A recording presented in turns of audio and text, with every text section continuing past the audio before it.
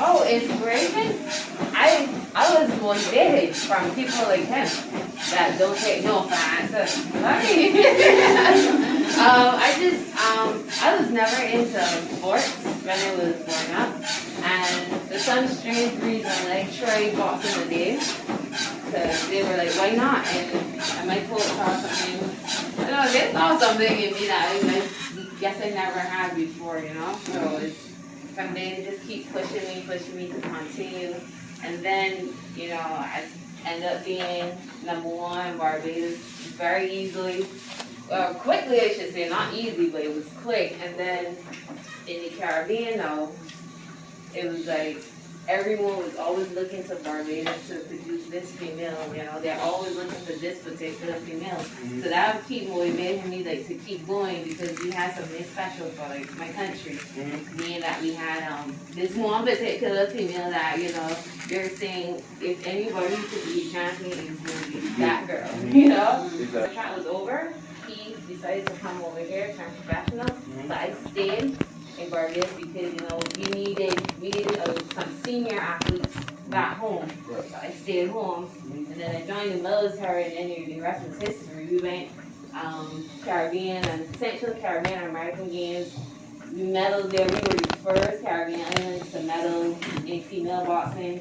Then they had military games in 2019 when they first introduced female boxing as well. So we went there, we medaled there too. We got a bronze medal there. So we keep just doing these things, and you know, we just saying, we being humble and polite. We don't know who's there. We're thinking that, you know, we're under the rock, under the bucket, we're behind. So then when we get on that world stage and they expect us to be there, you know? So that really just keeps pushing me to keep doing what I'm doing. Because I'm getting old and my knees starting to hurt. My knees starting to hurt. So after the Olympics, are you planning to become professional? Professional is a tricky situation in the Caribbean. Okay. You have to have the right contacts, links, support, promotion, management. If you don't have that, it makes no sense turning professional. And as I said, I'm now officially a soldier, so I can't just take up and leave and live overseas. And so it's a very tricky situation. I think that knowing that we have a good connection here now, you know, Kobe already opened the way for a lot of Caribbean boxers, if they will too. There's something that I think can work out, that I don't have to live in the States. It will just cost a little bit more because I'm going to have to be constantly playing, because I can't live here. Because I have to be back home with the military. So, but it is possible. But for me, my career seems to be diverging into a more coaching or administration role, because they've now created an athletes commission in Barbados, and they made us the first chairman for the commission. So they have me doing a lot of background work for the athletes. So from here at the Olympics, we got about 3 doors we can set through, so we can see if I can open all 3, and you know, I will try my best.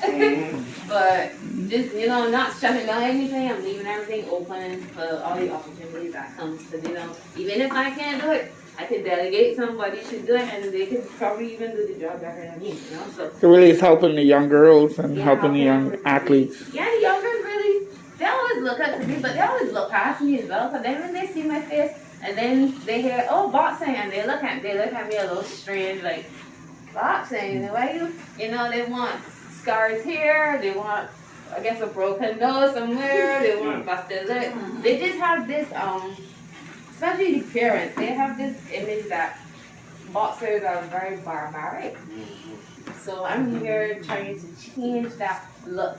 You know, like, boxers are not lesbians, they're not tomboys, they don't have to be rude and mean. They're very humble, very peaceful, polite, and they will still keep all their teeth in their mouth, you know, if they do the right stuff. No, because you have to educate them to let them know, and just show them, like, every time I go somewhere, I have to show them all the opportunities that boxing has given to me, especially in relation to traveling. I've been to Korea, I've been to Australia, we've been to Russia, I mean, these are places that people can only dream about going. I passed through Dubai.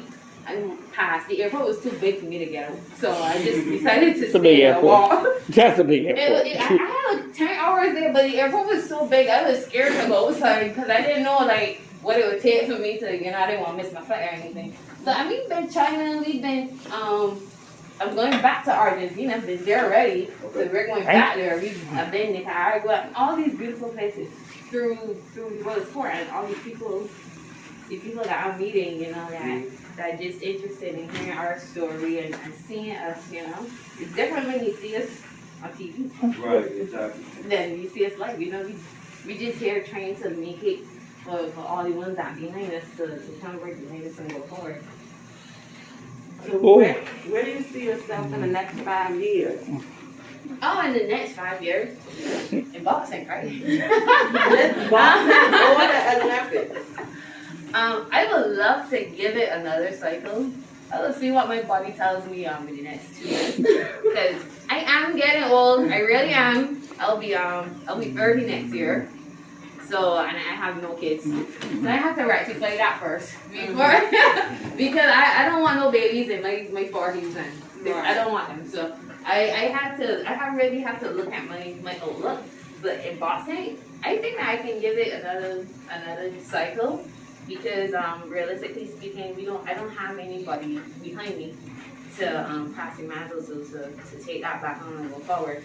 So if they leave that opportunity for me open, I'm still gonna take it, you know, because I'm still a force to reckon with. I'm not purple or anything. So in 5 years, if I'm not still an athlete, I think that I'm gonna take up the coaching aspect because I got a lot of knowledge that I can pass forward for emerging athletes. Probably start with a female team if I can inspire them enough to go forward, and that'll be a very unique situation for the Caribbean itself.